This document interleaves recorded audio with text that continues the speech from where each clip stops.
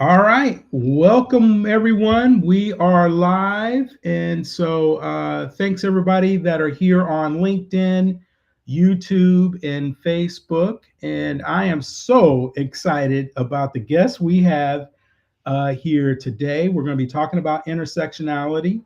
And up first, my first guest is Nye Jones. She's a certified diversity professional. She's a cultural transformation and organizational equity leader with more than a decade of experience strengthening workplace culture, advancing belonging, and guiding organizations through meaningful change. Nye and I worked together on the Tri State Diversity Council for a number of years. And now that you're in this consulting side of things, I'm very eager to hear about your perspective. And so I'll bring you on in just a second. Our second guest is Kenneth Sharperson, and he is the Chief Diversity Officer at Armstrong. Is it Tisdale? Armstrong Tisdale, yeah. Armstrong Tisdale, where he leads the firm's inclusion, engagement, and talent development strategies across its national platform. It's a nationally recognized of these three scary words, DEI, three scary letters, DEI, diversity, equity, inclusion, and belonging. And Kenneth works closely with the firm's leadership, the attorneys, and their clients, as well as community organizations to advance initiatives that foster a culture of belonging and drive organizational excellence. Kenneth and I virtually met through an organization, Black Executive Men. And I got to tell you, what intrigues me most about your role is what the current administration is specifically going after law firms. Right. And I just find that fascinating. They're doing that in this space. It's not random. There's certainly an intentional strategy behind that effort. We're not necessarily going to get in that today, but I just thought, as I was thinking about who I was going to bring on, I wanted to hear your perspective and what's going on in your organization. Particularly because there's also some interesting litigation happening. And there's new risks for practitioners out there to be aware of. So I'm very excited to bring you on in today's conversation. So without further ado, that was just a brief bio of each of my guests. So Nye, I'm going to go to you first.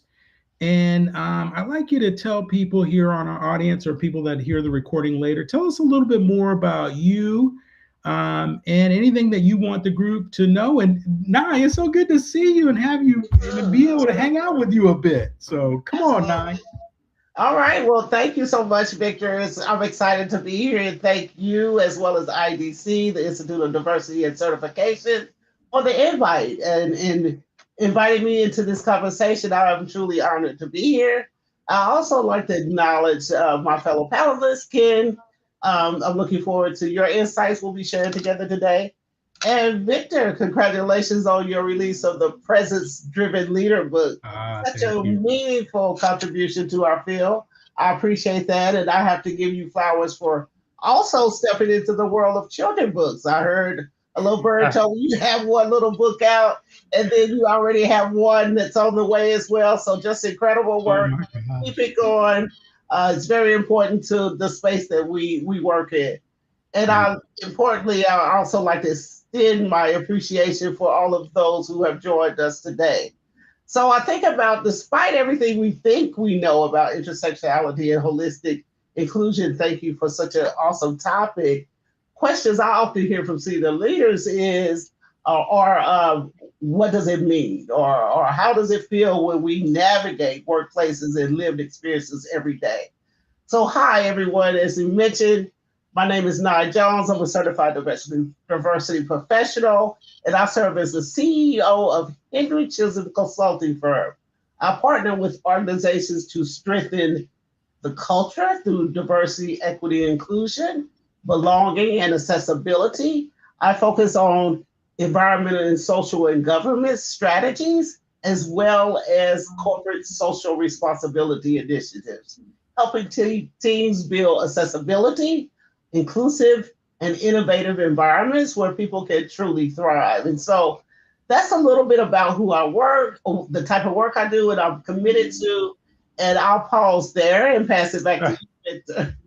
All right. Thank you. Oh, thank you for those flowers, man. That was That was a whole bouquet. So thank you, thank you, thank you for You're that. I welcome. appreciate I'm it. telling the truth, man. Thank you so much for your contributions.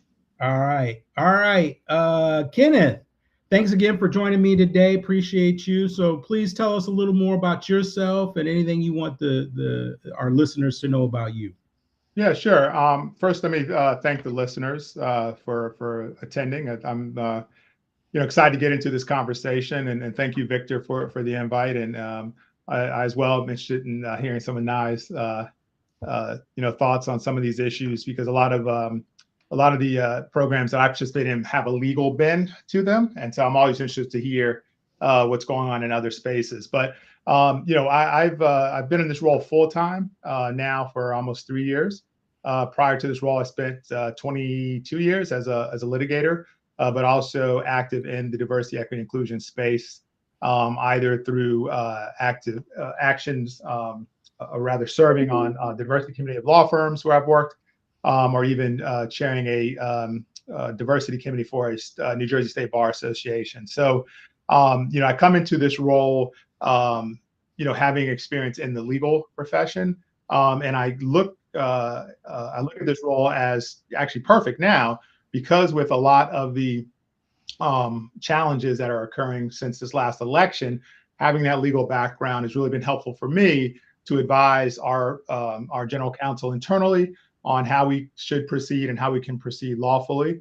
And so that's sort of the lens I have, is looking at this work, but also having a legal analysis to how the work is done. And so again, looking forward to this conversation, and I'm ready to get going. Awesome, awesome.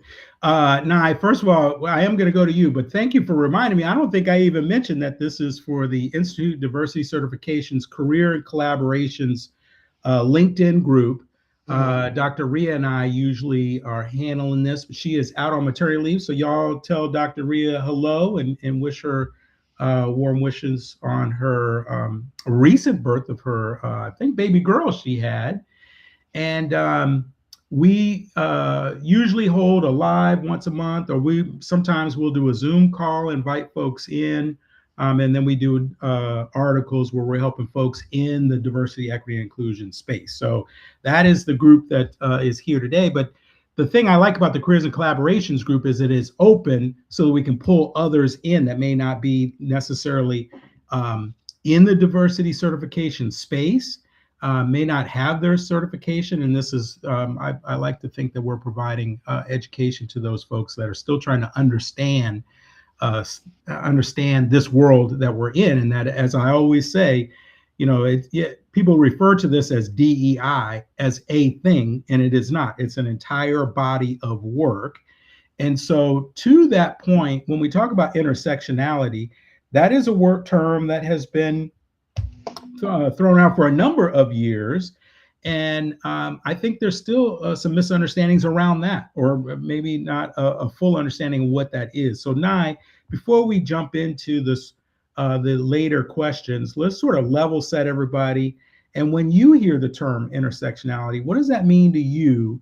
And why is it important in today's workplace? Because, again, people hear that and think, oh, that's a DEI term, we don't want it. Why do people need to understand that in terms of what's going on with that in the workplace? Well, wow. Thank you, Victor, for an excellent question. So, first of all, let me give kudos to Kimberly Crenshaw for giving us that language. She coined that word intersectionality. And to describe our communities have always known, but didn't always have the word for. So, for a minute here, let me just take you down south for a moment. When I was growing up, my grandmother used to this legendary, she used to make this legendary cake. It was thin, delicate layers stacked high between each layer. There was a different flavor, like chocolate, lemon, pineapple, strawberry. Every slice told a story. So intersectionality kind of reminds me of that cake, because we all carry all these layers, right? Not just the ones you see on the surface, right? You see my gender, you might see my race, but there's so many different more layers shaping who we are as individuals and how we move through the world. So when you think about neighborhoods that we are raised in, the schools that we're shaped, the family structures, our faith in non-faith believers, or immigration stories, or the social economic background, people with visibility or invisible disability, and caregiving roles, and all of these layers, these sexual orientation, gender identity, mental health journeys, or even the era of generation that we grew up in, all these interact sometimes beautifully and sometimes painfully. And so they influence how we are treated and how we're perceived and how we experience opportunity or discrimination. So for me, intersectionality means we finally have a word to identify the real complexities of people's lived experience, right? So Yeah. if it helps us name the fact that bias doesn't show up in one direction, it kind of hits us, across multiple layers at the same time. And this is why it matters so much in the workplace. Can you imagine a workplace where people feel free to contribute ideas without fear? Without second guessing, or how my layers will be assumed, predetermined, judged, dismissed, or even misunderstood. So when people feel seen across all these layers, what happens? Trust grows, right? Creativity grows, innovation grows within the organization. And organizations get to access that full brilliance of their people. You ever heard of the saying, pull the cream out of the crop? You know, Mhm. you pull that cream out of your employees, not that edited caution version. Oh, I'm afraid to speak up because of people, have this concept of me. So intersectionality isn't just a concept, it's a lens that helps workplace unpack that kind of culture where people can just not just survive, but people get an opportunity to thrive. And with that, I'll just close out. But that's basically how I feel what it means. Yeah. Yeah, Yeah. that's great. That's a great summary of that. And I think the thing I would add is that when you think about, just take the two that everybody has always said taboo is, right. You don't talk about religion at work. You don't talk about politics at work. But that is Mhm. who you are, right? Right. In a lot That's of your cases, identity. Yeah. and you bring that with you to work. That's your Mhm. lens that you're going through, along with all the others that you bring with you. And so you would be naive. I think leaders are naive to think, oh, they're not talking about this at work. They Mhm. absolutely are.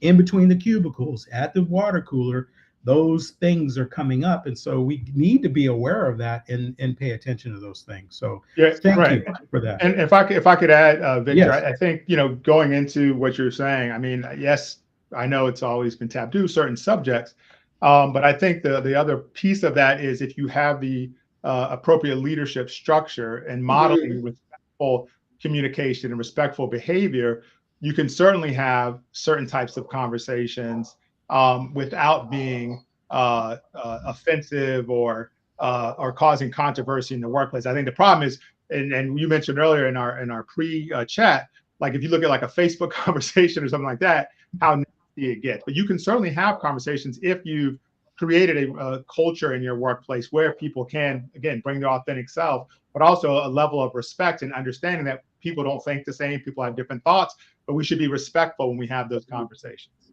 Yeah. Exactly. Yeah. Well, and I think it's a good segue into this next question. So, as organizations are navigating the increasing scrutiny around DEI initiatives, many are re-examining how they approach inclusion.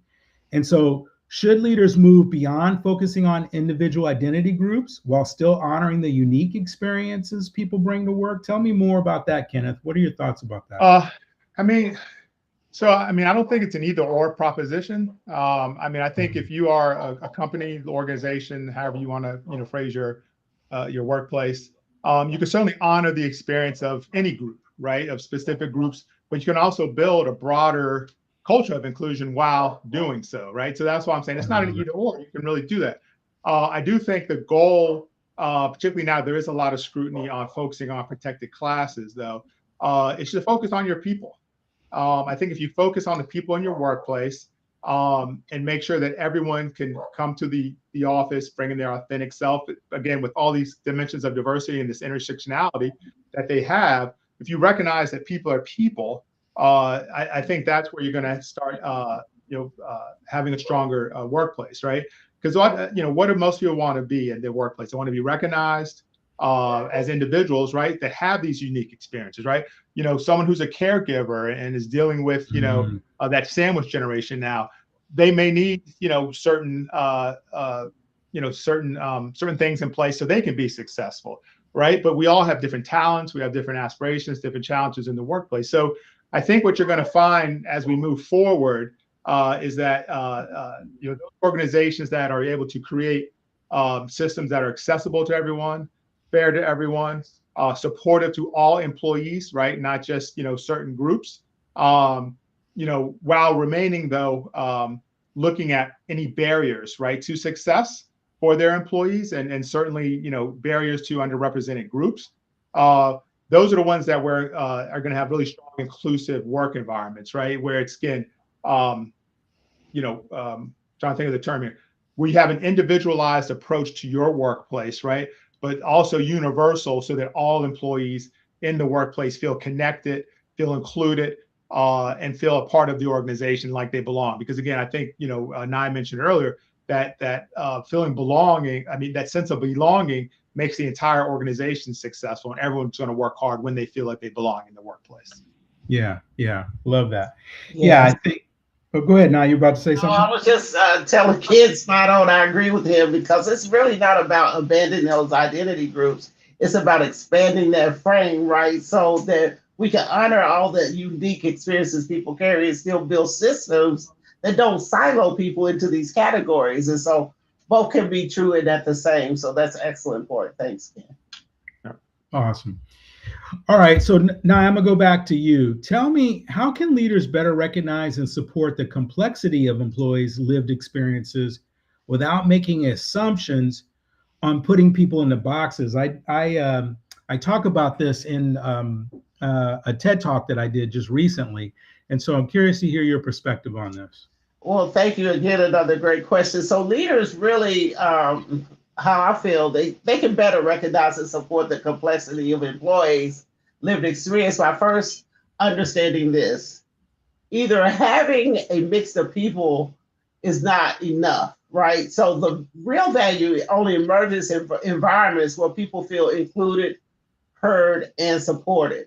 So it's not about one characteristic, it's about that whole complexion of experiences people carry, their upbringing, their education, their identity, their culture, all of these different abilities and beliefs, the invisible layers that shape how we move through the world. And that's the richness of our identity. So for organizations just beginning this work, I often start with like two foundational skills. It's like building an authentic relationship, organic, and actively listening. So when leaders truly listen, without assumption, without rushing people and putting them into categories, They begin to see people in that 360-degree turn. That's when trust grows again, engagement rises, and innovation takes off. So one of my favorite metaphors here, I'm talking about food again, is that organizations shouldn't look like neat little boxes on a chart. It should look like a plate of spaghetti, right? Because if you think about it, people are connected in so many countless ways across teams, across their identities, experiences, and their histories. And so when leaders stop putting people into boxes, they start seeing these connections. And these connections matter. And because assumptions, especially like those unconscious ones, can quietly shape who gets heard, who gets interrupted, who gets overlooked, who gets seen or who gets to be seen, or who's having leadership potential. And so when leaders intentionally broaden who they call on, who they spotlight, who they advocate for, who they disrupt, and how do they disrupt these old patterns? So you have to think about, sometimes it's as simple as offering the floor to voices that are rarely heard. So publicly acknowledging someone's expertise can really shift how others are perceived and their competence. So it helps like rewrite that old dated narrative about who looks like a leader, right? So ultimately, leaders must hold themselves accountable. Accountability is really important. It's not just representation outcomes, but for modeling those behaviors and creating a culture where people's multi-layer experiences are honored. So when leaders champion the mentorship programs, the sponsorship programs, meaningful visibility, they really help unlock the potential of the workplace, and seeing people clearly beyond all the assumptions and beyond all the labels that we give things is how organizations move from inclusion as a strategy to an inclusion as a lived experience. Recognizing the complexity of people isn't a nice to have. It's the part, it's really the spark that unlocks innovation. And I keep talking about innovation, but having an inclusive environment drives innovation. And Absolutely. it drives trust and every competitive advantage organization are chasing. So it's key to succeed within organizations. Wow. No, man, there were about 15 gems in there. Yeah. Wow, that's great, Janai. Thank you. You're welcome. You're welcome. All right. It's my heart. I love this stuff. Coming back to you, Ken, Okay. as we've been talking about, what's going on in today's environment, organizations are rethinking how they're, handling their DEI strategies, their language, the structures that they have. So what does holistic inclusion look like in practice? And how can organizations evolve without losing sight of the people that they're actually trying to support? This is what really concerns me here. Yeah, I think, unfortunately, there are some companies who are rolling back, but I think if you really think about holistic inclusion, and I think I mentioned earlier, thinking about your people versus sort of the specific identity groups, although again, you can have, you can have both. It means looking at the entire employee experience, right? Rather than just treating inclusion as a standalone initiative. And kind of like Nye saying, right, you want to move from a strategy to making a lived experience. And that's what holistic inclusion, I think, ends up being if you get there. You have to look at how people are recruited to your organization, how people are onboarded, right? How they're developed, mentored, sponsored. What are your evaluation processes look like? How are people promoted, right? And how are they retained? How do we retain folks? So you have to look at that entire experience, and it means sometimes asking your employees, right? Are you having access to meaningful opportunities?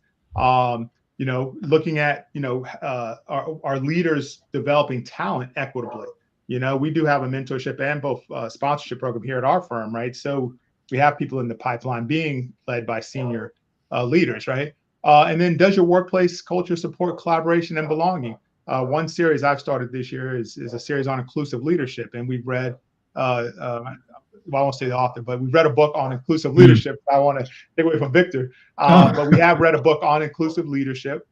And then we had our senior leaders on a call talking with the author about some of the things that make you a good and a bad leader. And so we've had a couple of things like that because leadership needs to be trained on what it takes to support collaboration and belonging in the workplace, right? So I think if your organization can evolve the language that you use to talk about these things and the structures that you have within your workplace, as your business changes, right? And that, again, if you're becoming a more inclusive environment, the way your business function is going to change. You need to still have one underlying constant, right? And that's to ensure that every employee has the opportunity to contribute to your organization, to grow in your organization, and to succeed at your organization. And that's, at the end of the day, it's good business, right? So again, I think those who that are going to thrive in the future, you're reassessing what you're doing, right? Because you have to with the current administration and some of the challenges that we have. But if you view inclusion not as a program, but really as a leadership competency and as a business strategy, those are the organizations that are going to be able to move forward and succeed and safely. Okay, so a couple things come to mind. One, it's okay. Listen, my book is about leadership, and then the other two are children's stories. So it's okay. This is an educational opportunity. So bring it Right. on. Tell us who the author is, if you have Well, it any. was, I mean, she's actually pretty active here. Mita Malik, The Devil Emails at Midnight. And it just talks a lot about different bad bosses and, how to be a better leader and things of that nature. So we sort of went through that. Everyone got a book and a text of the book. We read it, and then we had that discussion. Oh, I'm gonna have to look that up. I haven't heard. I actually haven't heard that. So I'm Right. glad you brought that up. That's good. What was the other thing? There was something else I wanted to mention. Oh, this is kind of a side note. I'm just curious because again, I just always keep coming back to there are just so many different things that you just talked about. There's 5 different things that you said Right. that we need to be concerned with. One of them that comes to mind that I think is big right now because it's in litigation. We didn't talk about this, but I just wonder what your thoughts are because that is another aspect in every organization that needs to think about from talent in their hiring. And there is a company out there that is used in a lot of organizations for hiring. It's and they're in litigation right now, which is Workday. And so I'm not asking whether you use Workday or not, but is that also something in your world that you keep an eye on is the systems that are being used? Because I don't think we've really touched on that just yet in terms of whether they are working as effectively as they should. Yeah, I mean, certainly with AI, we are very conscious of the fact that it is biased, right? Like whoever's designing the systems, and we at our organization, I know that that's been a discussion as we are looking to the future with respect to our systems that we're going to use for human resources, right? Because it makes things more efficient, right? Yeah. So as we are looking into those things, that is part of my role, right? Is to say, hey, let's kind of test this out. Let's be careful with which one we choose and things of that nature. Quite frankly, even with our structure prior to that, right? Part of my role is to look at how are we hiring and just see if there's any steps in the in the process that might be biased, right? Where we're missing folks. So certainly, AI is going to be something that all organizations should be concerned about when it comes to DEI and the biases in some of these systems. But I guess we'll see what happens with Workaday and this lawsuit. But yeah, certainly, you have to be very aware that technology, as we going forward, has some just inherent biases, and just want to make sure your systems, are addressing your strategies are addressing how that's going to function in your workplace because it's not going anywhere. Yeah. Thank you for that. Thank you. Okay, Nye. And Nye, I'm getting ready to come to you, but first, to those that are listening in, if you have questions, feel free to drop them in the chat. I got an eye on the chat. I haven't seen anything come through just yet. So if you have questions, please drop them in there, and we'll take those as they come through. Nye, coming to you. How can organizations create belonging while still recognizing that employees experience the workplace differently based on multiple aspects of their identity? So tell me a little bit more about that. Okay, so when we talk about belonging, scholars often describe it as 2 connected experiences, right? The first one I think about is the part that I'm part of the in-group. That sense of saying, I'm valued here, right? And then the second is feeling that your uniqueness is recognized and integrated. So not only am I valued here, but I'm valued for who I am. And so organizations have to balance both of them, because if you focus on belonging, people may feel pressured to blend in or assimilate, words we've used before. And so if you only focus on uniqueness, people may feel visible, but still outside of the circle. So really drawing back into holistic inclusion is when people feel both, when people feel like they're connected and their uniqueness is represented and supported and integrated within their team or the organization. And this balance is really essential for employees' mental wellness, right? Because when people feel psychologically safe, they show up fully, stress decreases, and engagement rises, and the workplace becomes a healthier environment. So let me give you a quick example. Mm. So can you imagine an employee who's like maybe the first generation college graduate of their team? If the culture only emphasized fitting in, and I know you might have seen this on some company site, culture fit, right? So they may hide that part of their story.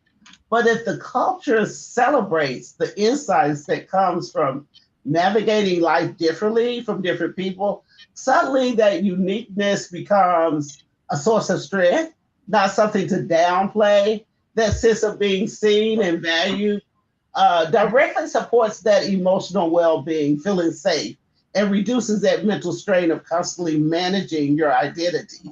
You know, a lot of times, you know, based on your culture, you manage so many identities, the hair, the look, the clothing, you know, just to try to assimilate.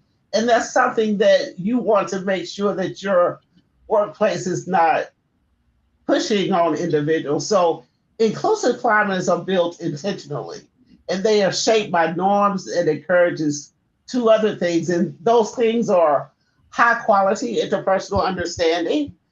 When it comes to leaders and teams, they take the time to learn each other Yeah. stories and not just so much their job titles or their hierarchy placements.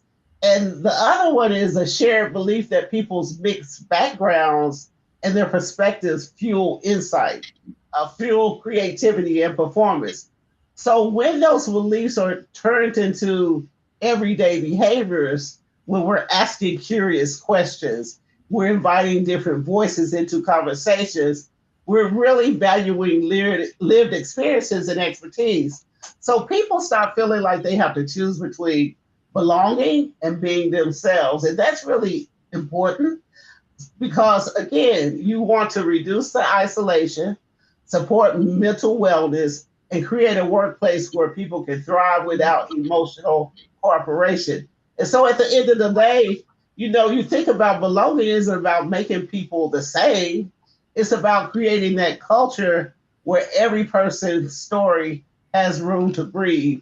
It kind of reminds me of my kids when they were teenagers. They used to say, "Well, can I live?" You know, people when they come into the workplace, they want to live, they want to breathe, you know, and not be uptight and stressed and like worried and not really having the communication they need. So, thank you. Thank you. That's pretty profound. Yeah. And I particularly like the part about leaders making sure that they do understand.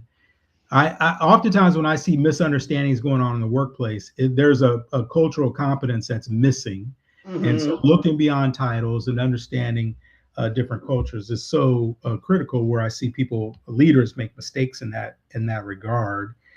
And talking about mistakes, Ken, I'm coming to you. Okay. What are some common mistakes leaders make when trying to support diverse teams, and what would you encourage them to do differently? I mean, I think one common mistake that I've seen, you know, definitely in the legal profession, is assuming that good intentions automatically produce good outcomes, right? Mm, You know, I've seen both, you know, sides of this, but I've definitely seen where, in the past, you know, a leader has all the great intentions and says all the right things, right? But it isn't engaged in the process.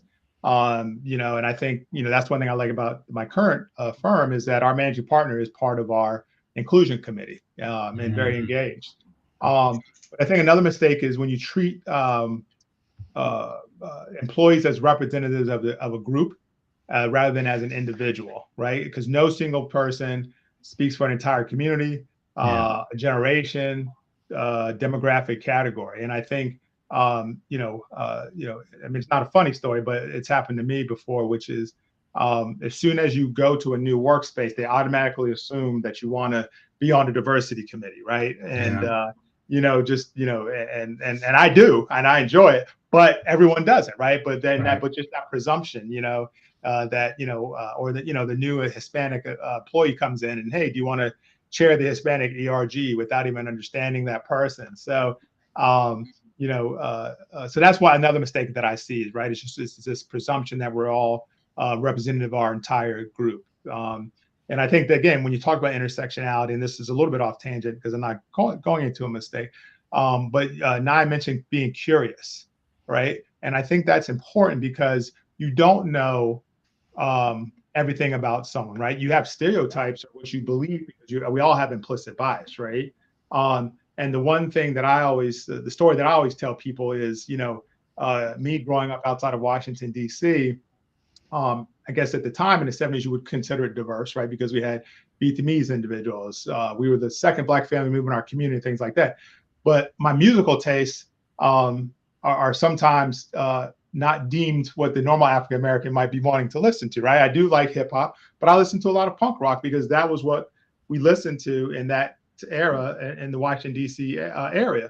And so if you don't ask these questions and you just assume, and this is happening, people just assume that I like, hip hop. Again, I do, but the presumption is like, oh, you must like this group, right? And that's happened to me in conversation. And I always throw back up, no, I actually like the Red Hot Chili Peppers. And then you should see like it's just like, oh, you can't possibly, But again, just being curious, right? I think, and again, just understanding we all have different pieces of us, different dimensions. So, the other mistake I would say is, is to encourage your firm or leaders in your organization not to view inclusion as as just diversity, equity, inclusion, like a DEI department or even the HR department, because the culture is created by everyone, right, within the firm at every level. Yeah. And that's another mistake is the presumption that I think Nye mentioned silos, being siloed, right? This department, my department being siloed and thinking we're just going to change everything without input or changes of behavior by our leaders. And again, I'll just close with this. The most effective, what I found in my lifetime, in my career, is the most effective leaders listen actively. They seek diverse perspectives before they make decisions. They're open to feedback. They focus on creating environments, again, where everybody can perform and everyone can grow. Because again, inclusion is not a delegation, right? I'm in charge of this department, but you can't just say I'm responsible completely for it, because I could put all the great initiatives in place. I'll have all great training programs in place. But if you don't go back to your office and actually change the way you behave, the culture isn't going to change. And so those are just the mistakes I've seen. Yeah, love that. Excellent. Yeah. And I think let's just call it like it is. Going off on a tangent as well, is that I think that is where in 2020, where there were some mistakes made, was they saw a Black or brown person, senior leadership, and said, okay, poof, now you're going to lead the DEI efforts, when it is not a single thing. It is a whole body of work. You need to have a level of sophistication, maturity, and education around that practice. And I think that's where we had some mistakes being made there. Yeah. Okay. All right. Let's see how we're doing on time. We're doing good. So let's keep rolling. I got a few more questions here. Now, similar question to what I asked Kenneth about what's going on. Practitioners are being asked to adapt their approach. But in this case, what I'm saying is they're being asked to adapt their approach while remaining true to their values. I think this has happened to a number of people. What advice would you give leaders who are trying to navigate the balance today with what's going on? Another great question. So, I must acknowledge this up front, that navigating this moment isn't easy. So many practitioners and leaders are being asked to evolve their approach while still standing firm on their values that you mentioned. And that's what brought us to this work in the first place, right? So, but adaptation doesn't have to mean abandonment. It can mean refinement, clarity, and courage. And so the first step is really grounding yourself in your non-negotiables, right? The core truths that you stand on. And so those values that don't shift even when the environment does. So these values become your compass. You keep them straightforward. And strategies may change, language may evolve, but your commitment to equity, diversity, inclusion, and human dignity should remain steady. Like, if you think about it from there, as I talked about earlier, you have to stay curious. The needs of the employees, the communities you serve, all the industries, they're changing quickly. We were talking about AI just earlier. So leaders who listen, really listen, we were talking about actively listening, will spot emerging challenges and new opportunity long before the crisis hits. So curiosity really makes things keep you relevant. So next is it's important to be flexible in the method and firm in your principle. So you can adjust your programs, your messaging, the frameworks without negotiating the heart of your work. And adaptation is a skill, integrity is a choice. So when you communicate with basic transparency, when people understand why you're shifting and how these shifts still align with your values, then again, trust grows. Transparency to me is like one of the most underrated leadership tools we have. And I say that because oftentimes people don't get the truth of what is going on, or they don't know the truth. And most importantly, focusing on impacts over optics, right? Because I know a lot of companies, they, not all, but I won this award for being the #1 diversity company. This is not the season for performance action, right? It's a season for meaningful action, the kind that changes experiences and not just the headline. So you think about that. And finally, invest in your learning, right? The landscape is evolving, and leaders who stay curious, informed, courageous will be the ones who guide their organization through this moment with clarity and strength. So when leaders, when they anchor themselves in the values and stay open to new ways of driving inclusion, they just don't survive this shift. They help shape what comes next. So organizations don't lose their way when the world shifts. They lose their way when their values stop guiding that shift. So that's how I feel about that question. Yeah, so you can add to that. Feel free. You know what? It does bring a question that I'm curious to know from both of you. I know we're getting close. We can go and we can go over as long as we don't go past the hour. But I'm curious about this. One thing that you mentioned was about going after diversity awards. And I'm curious to know, because I haven't been in that space. Is that still going on? Are there still awards out there, and our organization still going after that? I have a different approach. When I was with Wyndham, I was involved with going and working through with the NAACP, with oh my gosh, now I can't think of HRC campaign, and we used it as a way to see how we were doing, not so that we could get an award, but see what our gaps were. So you'd have to go through again to get this. You'd have to put in a lot of data to go out and to determine where you fell, and that was our measuring stick. That was our testing of our own organization. So is that still happening now in terms of these awards, or are those sort of being silenced as well? Or are people even afraid to even go for it because of being recognized may put a target on your back? I'm curious. Ken, I'm gonna come to you first, and then I'll come back to you. Yeah, I mean, again, I can only really speak to the legal profession, and I know there's a lot of discussion, about whether or not it makes sense to put the time and effort into just going for some awards, right? I mean, it certainly has died down over at least as I see it, definitely the last 2 years.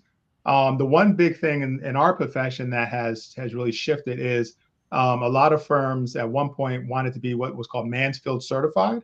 And I don't know how familiar it is that, but essentially there was a group called Diversity Lab who came up with criteria that you'd have to meet to make sure that you were, I guess, really holistically looking at your workforce, right? And putting people up for promotions and different things like that. Some of your benefits and just a lot of different things. And so what it caused, well, not caused, but what it helped with was, to your point, Victor, when you go through the application, you have to look at your systems and then make sure that you have things like transparency as to how you make partner in the firm and things like that. So there was benefit to being Mansfield certified, because then at the end, there were corporations on the other side who, of course, as a firm, you want business from corporations. So they could come back and say, wait, are you a Mansfield certified firm? And there used to be a question like that in a lot of RFPs. That certainly died down after the most recent election. A lot of the law firms got challenged on certain things. And then Mansfield, the Mansfield folks eventually got challenged. And some firms who were Mansfield certified were sent letters saying that it may be a potentially an antitrust violation if you coordinate with other law firms on some of that data. Now, that wasn't what was happening, but that was the threat. And then so a lot of people at that point said, we're no longer going to pursue Mansfield certification. And eventually Diversity Lab is now, I think as of 2 or 3 weeks ago, I believe it's on LinkedIn actually, the founder of that basically said, we just can't keep going any longer. We can't keep fighting the government. We tried to work with them. We gave them things that they wanted, and they wanted, information from the firms and things like that, the stuff they can't share. And eventually they just said, we just don't have the money to fight this. And so I say that just to conclude, I think that surveys like that could be important. Like the HRC, I think is important. I know some firms are still doing the HRC.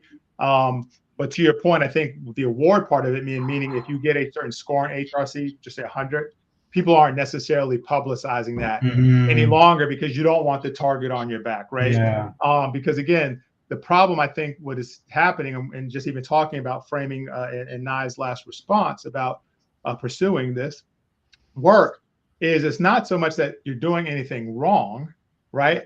But it's the threat that someone is saying you're doing something wrong, and then you've got to defend against that, and then you're spending, money unnecessarily, right? So your organization then, you have to make that decision, right? Do you want to be put in a situation where you're getting investigated and you're putting all these dollars and cents out, or do you want to just be very more cautious with what you're doing, or not necessarily advertising what you're doing, although you're still doing the work internally? Yeah, just diabolical. Because that's one of the groups that's being targeted the most, if you have quite a bit, I will say. And that even hurts because that was helpful to the organization when you were able to put that out there to say you're doing all of these things, and now that's being silenced. So Well, even sorry, Victor, but even just to add on to that, when you're searching for talent, right, and it's so competitive right now, and the generation of folks who are like, my daughter just graduated from college and things like that, the generation of folks that are coming into the workplace, they grew up in a very different world, and they see the world differently. And in fact, some of the controversy, despite me being in this role, some of the controversy I have with my daughter is sometimes, how I speak about certain issues. So this generation is going to want the workplace to be a certain way and to have certain things in place. And if your organization is not competitive in that way, you're going to lose some talent in the race for talent to some extent. Yeah, absolutely. Nye, anything else in terms of going for the awards? What have you seen from your vantage point? I still see it on people's websites and oftentimes I think they use it as a strategy because that's one of the things Generation Z cares about. They care about diversity and inclusion and equity issues as well as saving the world, ESG. Yeah, great. All right. Okay. We're coming down. I'm gonna come to you, Nye, and hit the last question because I think we're sort of we've covered a lot today. Yes, and so we'll sort of close thing out by let me ask you, what's one thing you want leaders to remember about intersectionality and holistic inclusion, and what would that be? Well, there's one thing that I would want them to know, and that would be you shape the climate whether you tend to or not. People watch what you do regularly. They pay attention to you. They not just the slogans, not the statements, but the behaviors that you model day to day, day after day. People are watching you. When leaders aren't clear, employees start writing their own narratives. They spend energy. Absolutely. I have myself spend energy trying to interpret what your actions mean instead of focusing on the work. But when leaders bring clarity, when they articulate what inclusion looks like, when they model it, they reinforce it, and they reward it, the climate shifts, not because of a program, but because of the pattern, because they're being steady on their word. And so here's the part that often underestimates. You can set the tone, but you can't shape the microclimates alone, right? You can't, there's different subgroups within your organization you can't change. So every manager, every team member, every leader, every peer contributes to whether people feel safe, seen, valued, and bring their full selves forward. So intersectionality helps us understand why people experience the same workplace differently. And holistic inclusion helps us design climates where these differences are not ignored, but understood. So if leaders remember anything, let it be this: clarity creates climate. When you are clear about what inclusion means, clear about the behaviors that you expect, and clear about the values that you stand on, people stop guessing and they start belonging. So thank you, Victor, for the invitation and creating this space for us to share this conversation. And I know this is the last time I'll talk, so thank you, Kenneth, for being a great panelist and sharing your insights with so much depth from your lawyer, your lens. I appreciate that. And I'd like to thank the audience as well for joining us. All right. Well, I wanted to leave it there because, as I said, I wanted to sort of keep it to 45, 50 minutes. But I saw a question come through, and I thought it was actually on one of my other posts, but it was not. It's on this one. So we got a question that came in from Joanna Della Rosa. So she wanted to add to my comment on systems. AI can identify patterns across employee data, but it can also flatten individual experiences. This is interesting. Mm-hmm. So how can organizations use AI insights while still honoring the nuances of intersectionality? We'll go to whoever wants to jump on that one. Well, I'll just throw this funny thing in there. I think they should create a new AI app to monitor AI.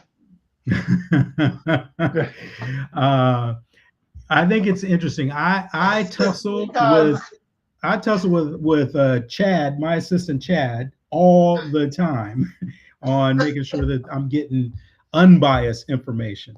Right. Sometimes even biased from something that I've said. I'm like, wait a minute, let's make sure I'm getting all of the correct information. Right. But that's the easiest question answer I can give Joanna. And great question, Joanna. Yeah. Thank you. Yeah, go ahead, Ken. I mean, I think I would just say you can't treat obviously your responses as the objective truth, right? That come out of AI, and I think the best example of that is there's been a number of attorneys who've utilized it for writing briefs, have been admonished because they're citing fake cases, right? So there's still an element to, I think, the analysis, even if you are using the AI insights. Again, I think it's a great tool. I think it can help us do the work better and faster. But I still think, at least right now, as it's being refined, because I have to imagine at some point it was certainly the wave of the future, if not now. You still want to rely on sort of the human-led interpretation of the data, right? Because again, I think you mentioned, I'm reading the question here. The cross-employee data. So I think it might recognize structural patterns, but then you still want to have that human-led, let's look at this and what does that actually mean? Great answer. Awesome.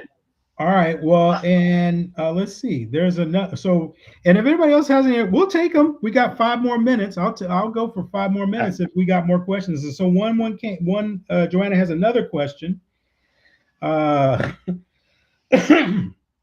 Excuse me. Many employees are experiencing layoffs, restructuring, and uncertainty. How does a holistic approach to inclusion show up during those moments?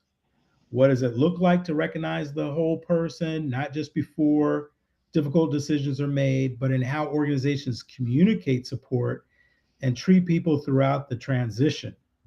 Great question. This is Joanna. This is her follow-up question. Yeah, I mean, I think that the moment that you're describing, I think, is where actually the holistic approach to inclusion proves whether or not your organization is real about it, right? Or if it's just a slogan within your firm, right? Because I think if things are going well in an organization, inclusion should be easy, right? It should just. But when people are scared, like said, like with layoffs, right? People get scared. They face like, oh my gosh, am I going to lose my job next, and things like that. So I think at the end of the day, in those scenarios, the inclusive organizations using a holistic approach, if you treat people with dignity, not only how that decision is made, but in the experience of that transition, so to speak, and what the workplace looks like after that. That's how that holistic approach, happens again. And I mentioned it really early on. It's just about people. How do you treat people, right? Do you treat people well? And I think that's really the approach you want to have with the layoffs and things like that. Because again, when you lay people off, everyone else in that organization is worried about, am I next? And you don't want the, they say, at least in our profession, right? Billable hours. If people are worried about if they're going to be the next person gone, they might start looking for jobs. Their billable hours are going to be lower, and then your company's going to, at the end of the day, the profits are going down. So again, thinking about your people. But again, if you have to change when this is happening, then you probably didn't have a great culture built up in the first place. Yeah, love it. All right, well, I'm going to leave it. I'm going to leave it there, and I'm going to hit the end stream button in just a second. And then if you two stay on just for another minute so I can say thank you off air. And then the one last thing Joanna did say on here, creating AI agents for DEI. Listen, I have been leveraging AI for a couple, maybe 3 years now or so.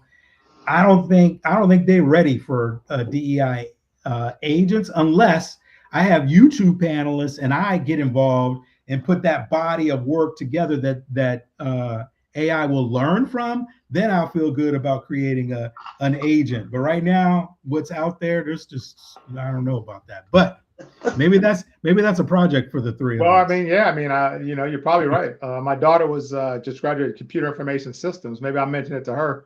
Yeah. Maybe I can retire. Yeah. There you go. All right. Thank you both. Thank you, everybody. Joanna, thank you for your questions. I'm going to hit the end stream and then we'll close out off air. All right.